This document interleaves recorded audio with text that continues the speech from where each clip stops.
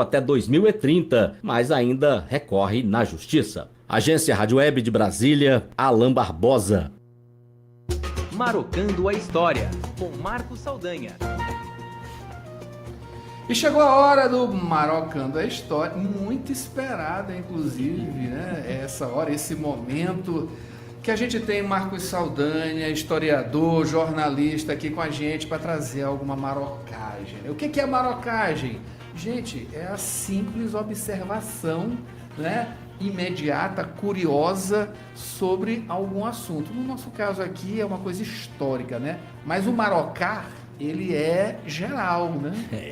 Claro, bom dia. Por que é bom marocar? Pois é, bom dia, Adalberto, bom dia, Mayra. Bom dia, Bom querido. dia. Tudo bom? Bom dia aos nossos teleouvintes, né? Bom, aquela marocada na janela, a gente ficava olhando o que estava acontecendo na vida, né? O que chamava atenção, o que era interessante, a gente gosta de marocar. A nossa janela é o rádio, né? É o rádio, é o computador, porque também temos no YouTube a transmissão, a gente dá aquela marocada na vida, né? Na vida alheia, inclusive, mas a vida alheia é aquela que traz conhecimento pra gente, que pode agregar, acrescentar.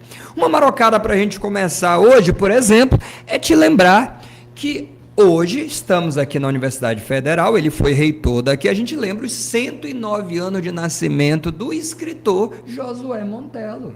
Hoje, então, assim, é uma marocada que não pode deixar de marocar isso, né? De comentar sobre Ele era um isso. marocador demais, né? Não era? Ele, por exemplo, marocava a vida da cidade e escrevia, criava personagens, né? E colocava essas marocadas nos livros deles. Quem não leu ainda, por favor, não deixe de ler. Olha, eu seria injusto escolher alguns, mas assim, Os Tambores de São Luís, Cais da Sagração, por exemplo. Eu gosto de Janelas Fechadas, né? Eu sou tão apaixonado que eu tenho a primeira versão, que é a primeira que ele lançou, aí ele ficou meio insatisfeito, foi o primeiro livro, e depois relançou o livro. Foi o primeiro livro dele. Foi o primeiro livro. Existe um relançamento com alterações. Ele aprimorou o texto e relançou. Eu tenho os dois. Cais da Sagração é minha paixão. Assim, Tambores de São Luís é clássico, mas a minha paixão é Cais da Sagração. Mas aí eu paro, porque se a gente começar a falar das obras, das contribuições, a gente vai embora, porque é gigante. Sabe aquele maranhense, que todo maranhense tem a obrigação de conhecer? Eu vou repetir, não é sugestão de leitura, é obrigação. Para você ter certidão de nascimento como maranhense, ou ganhar a cidadania maranhense, você tem a obrigação de ler e conhecer a obra de Josué Montelo. Não é por outra coisa, é uma obrigação, deve ser e é uma obrigação, porque aquilo ali tem um fator de identidade na literatura, na tessitura textual que esse camarada fez. Pois é. É uma coisa incrível. Não, assim, eu ainda não tive contato, enfim, pessoas mais experientes podem dizer, mas poucos têm tanta profundidade e tantos detalhes. Sensibilidade. A sensibilidade da maranhensidade, os detalhes. Olha, gente, a abertura de um texto, de um livro qualquer aí de Josué Montelo, passando pelo centro, é uma sensação, é uma imersão inacreditável. Você tem a sensação de que está vivendo Tá aquele lá, momento, você tá vivenciando. lá, você está lá no azulejo, no paralelepípedo, você está lá no mirante, é uma coisa inacreditável, até porque ele era multifacetado, ele era poeta, ele era cronista, ele era contista, tudo. livros infantis, foi gestor, né? Foi reitor aqui da universidade, a Biblioteca Nacional, a Academia Brasileira de Letras, ele chegou a dirigir, então assim, representou na Unesco, né? Teve cargos lá, então assim, teve papel fundamental e inspirou muita gente. Eu conheci semana passada, eu não conhecia, o Ribamar Galiza, escritor maranhense, que foi para o Rio de Janeiro, e ele foi um cara inspirado em Josué, e que Josué fez críticas do livro dele. Então tem esse lado do Josué Montelo também, que é isso, meio que referenciar, incentivar, inspirar outros escritores. Então a gente não podia começar marocando aqui sem lembrar a data do Josué Montelo. A outra marocada também, já de um tema que exige nossa atenção, é que quarta-feira Dia do Historiador, é uma data nacional aqui no Brasil. Abraço para todos os amigos historiadores, inclusive o Paulo Henrique, né, que é comentarista de segurança, mas é historiador, né? Colega aqui do Jornal Rádio Universidade. Abraço, querido. Mas para todos os colegas, e um dia que deveria ser de festa, de celebração, virou um dia de enorme preocupação. Você imagina, em pleno 2026 estamos vivendo censura, textos históricos passando por censura de parlamentares, um livro fazendo parte das comemorações da independência do Brasil, bicentenário, uma data fundamental. Então, um livro que iria ser publicado em 2025, pronto, texto de mais de 50 historiadores, inclusive 2 maranhenses, o Ítalo Santiroque, professor aqui da Universidade Federal, do programa de pós-graduação da UFMA, o professor Marcelo Chech, lá do programa de pós-graduação da UEMA, 2 maranhenses que tiveram textos, né, que seriam publicados nesse livro, e aí uma comissão parlamentar, não uma comissão técnica, eu chamo a atenção para isso, fez vários cortes no livro,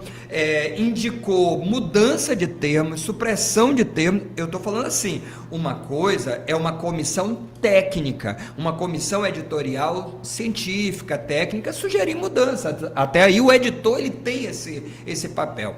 A editora da Câmara Federal, ela existe para publicar livros, ela não é dos deputados, ela é nossa, porque ela é gerida com dinheiro público, e aí o coordenador dessa comissão, o deputado Lafayette Andrade, do PL de Minas, não só censurou vários textos, como decidiu que o livro não vai mais ser publicado. Resumindo, o livro foi vetado e foi descartado.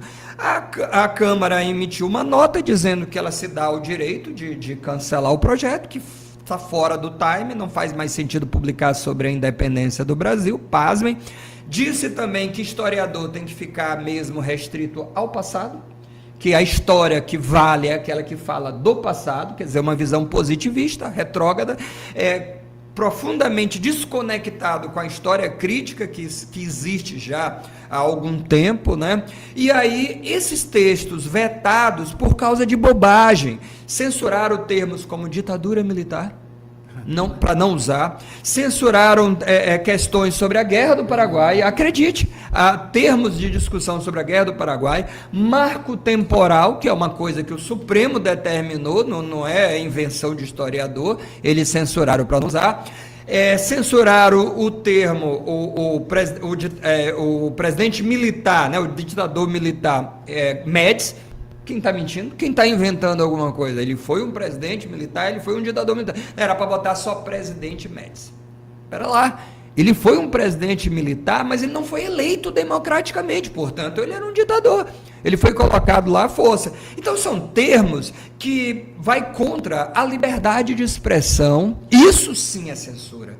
Isso sim é ditadura. Por quê? Porque esses 50 historiadores, mais de 50 historiadores que fizeram essa obra, eles não escreveram, Mayra, Adalberto, o que eles acham. Eu acho que a grande confusão, que a gente está chamando a atenção dessa questão, é que você pode não concordar, problema seu você não concordar com os fatos, mas negar os fatos, ou fraudar os fatos, a partir daquilo que você quer que seja, aí é um crime, porque a história não é ideia do que eu acho.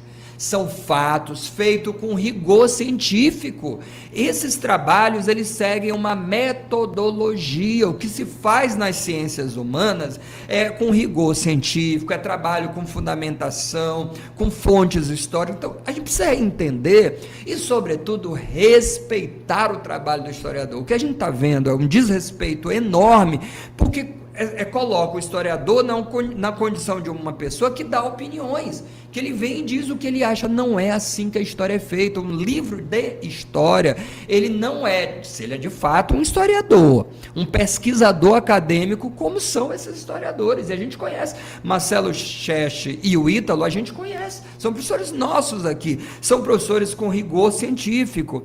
Então, o que eles escreveram não é o que eles acham. E não é o que eles querem que seja. É o fruto de trabalho científico, com as fontes históricas, com todo o trabalho de revisão bibliográfica, com metodologia científica.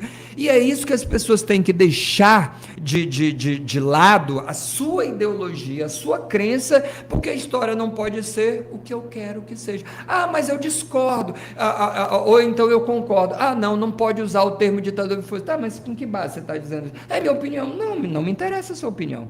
A tua opinião você guarda para você. O historiador não está interessado na tua opinião, porque o trabalho é metodológico. Então, isso é algo, essa distinção.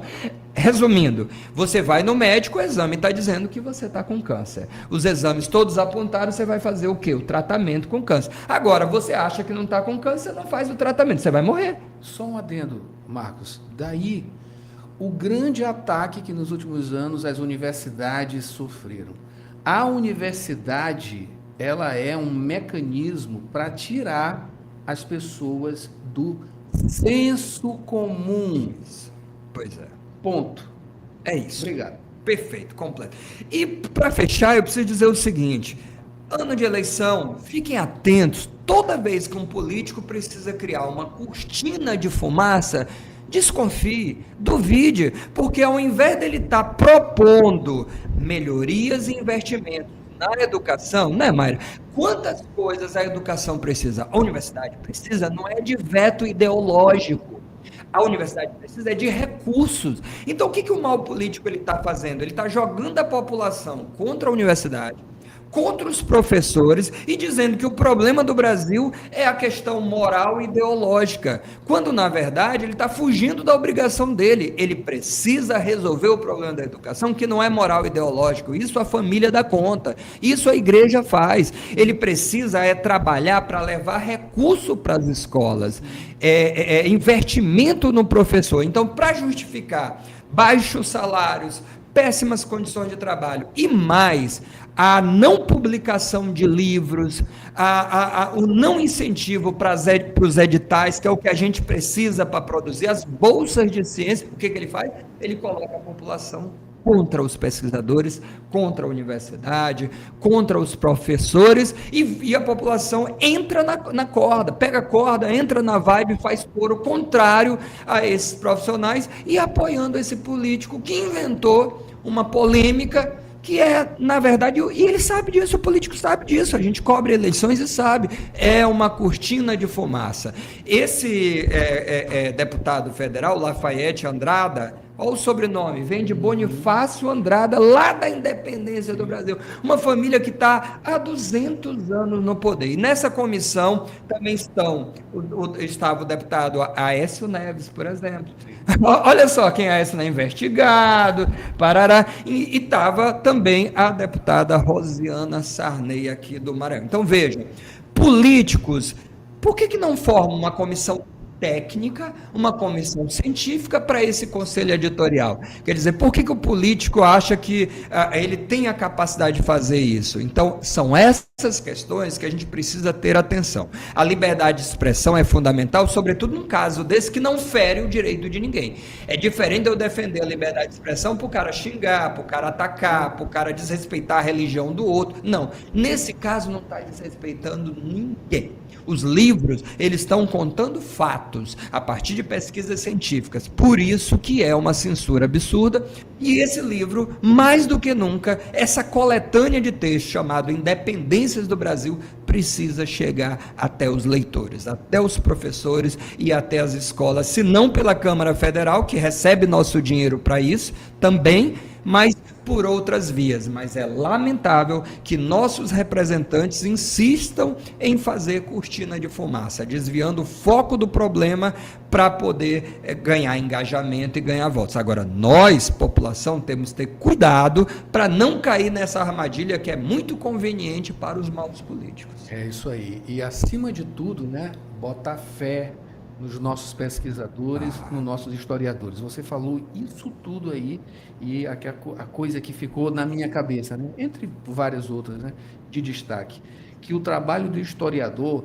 ele é, acima de tudo, comparativo analítico. Aquilo tudo que vai para um livro, aquilo tudo que vai passa também, né, pela análise dos pares. Existem outros historiadores que acompanham e se especializam em determinados assuntos e que são ali um balizador, digamos assim, de trabalhos que vêm florescendo, vêm acontecendo e observam e, claro, e fazem essa análise. Gente, a ciência, ela não é uma coisa que ela nasce do nada. Ela tem uma análise, tem um rigor, tem um acompanhamento e tem, claro, a observação dos pares que vão justamente ajudar a balizar esse pensamento, essa informação, essa produção científica, né? Acima de tudo isso, a história como uma ciência, como outras, também passa por isso, né? Aquilo ali não é de graça, gente. Aquilo não é opinião. Aquilo ali é uma observação, é uma análise e vários historiadores entram em consenso ou não sobre determinado assunto, sobre determinado fato. Mas queria, para fechar, dizer que toda vez que houver censura, nós historiadores estaremos unidos e armados até os dentes, com livros, conhecimento, saber que essa é a nossa maior arma. Mesmo que eles não queiram, esses maus políticos, continuaremos fazendo assim por muito tempo, que assim seja. Parabéns a todos os colegas, viu? É isso aí, é uma arma, a marocagem é uma arma, mas é uma arma do bem. De verdade. Essa é uma arma do bem de Baseada em fatos verídicos. Né? Científicos. Marcos Saldanha com a gente neste momento brilhante, marocando a história. A gente espera você. Olha a agenda. Agenda da marocagem. Pronto, sábado então, História em Debate, a partir de 10h30 até meio-dia, teremos o História em Debate especial Maçonaria. Sábado o programa não foi ao ar, mas este sábado o tema Maçonaria no Maranhão está lá para você. Temas, né? Você tem muita pergunta sobre maçonaria, aquelas curiosidades. Dia do maçom, exatamente, por isso mesmo, exatamente. Então é a chance que você tem de conhecer. Nós teremos representantes de várias, né, maçonarias aqui, né, vários grupos, para poder explicar para a gente, tirar esses mitos, né? Existe muito mito em relação à maçonaria, uma oportunidade para a gente saber a história da maçonaria no Maranhão, na nossa querida Timbira FM 95,5, amanhã 10h30. Marcos Saldanha no Instagram, Marcos com o Marcos Histórico. Vamos lá. Ele volta sexta-feira, de novo, neste momento, em Marocando a História, no Jornal Rádio Universidade. Mara Nogueira, vamos para o break. Rapidinho a gente volta com esporte e também roteiro cultural. Bom fim de semana, Marcos, e até o próximo Marocando a História. Ele vai ficar aqui com a gente. Tchau. Tchau, tchau.